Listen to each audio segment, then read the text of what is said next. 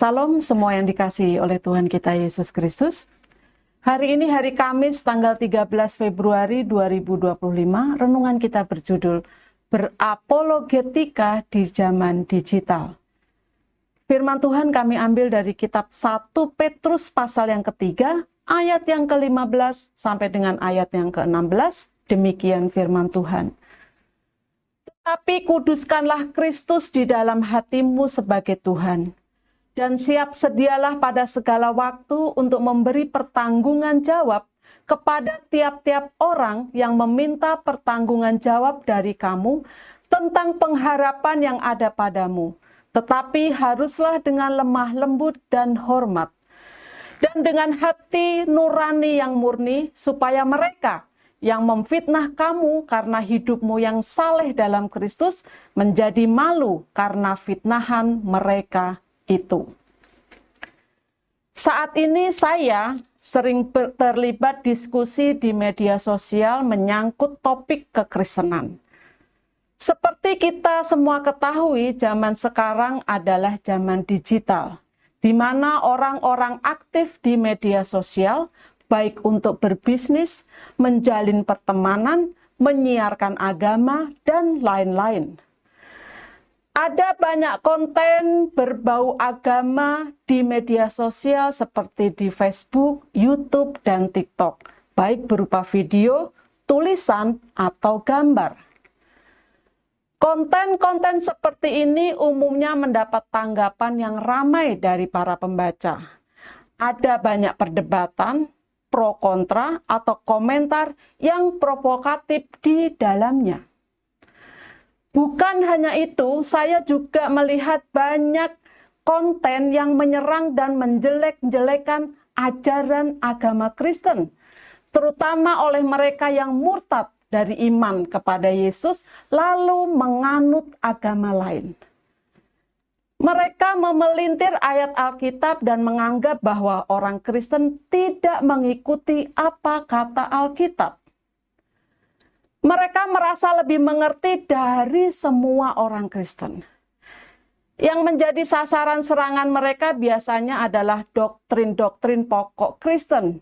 Yesus bukan Tuhan, Dia tidak mati dan tidak bangkit, Dia tidak menebus dosa manusia. Selain itu, mereka meyakini bahwa orang Kristen tidak mengikuti ajaran Yesus, tetapi ajaran Paulus. Mereka juga mengatakan bahwa Alkitab orang Kristen sudah diubah, bukan lagi yang asli. Mendengar serangan-serangan seperti ini yang dilakukan secara masif lewat video-video pendek yang berseliweran di media sosial, mungkin akan membuat kita menjadi jengkel. Tetapi sebenarnya ini adalah kesempatan yang baik bagi kita untuk meluruskan apa yang mereka sangkakan. Kita bisa menyatakan ajaran Alkitab yang benar, dan hal inilah yang sekarang sering saya lakukan.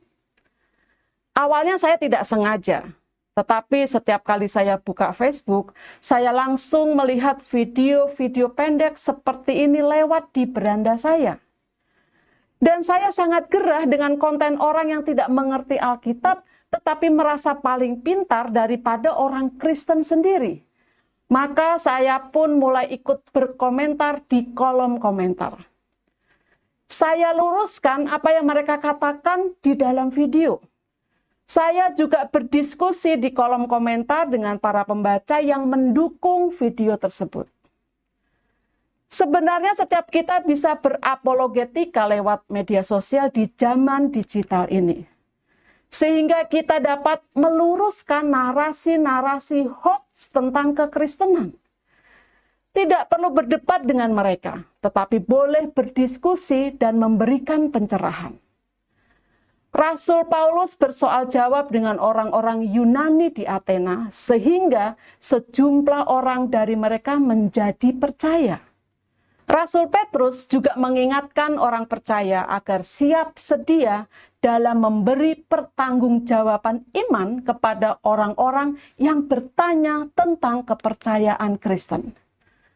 Tetapi harus dilakukan dengan lembut dan rasa hormat. Jika kita dapat menjawab pertanyaan-pertanyaan mereka atau meluruskan pemahaman mereka yang salah tentang iman Kristen, maka kita telah berhasil di dalam memberitakan kabar baik kepada mereka. Kata-kata bijak. Memberitakan kabar baik dan berapologetika adalah dua tanggung jawab setiap orang percaya. Bapak Ibu, mari tundukkan kepala kita untuk berdoa. Bapa, berilah aku hikmat agar dapat menggunakan media sosial untuk memberitakan firman-Mu dan bukan hanya membuat status yang tidak bermanfaat. Dalam nama Tuhan Yesus aku berdoa dan bersyukur. Amin.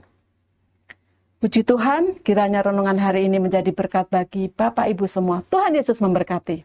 Amin.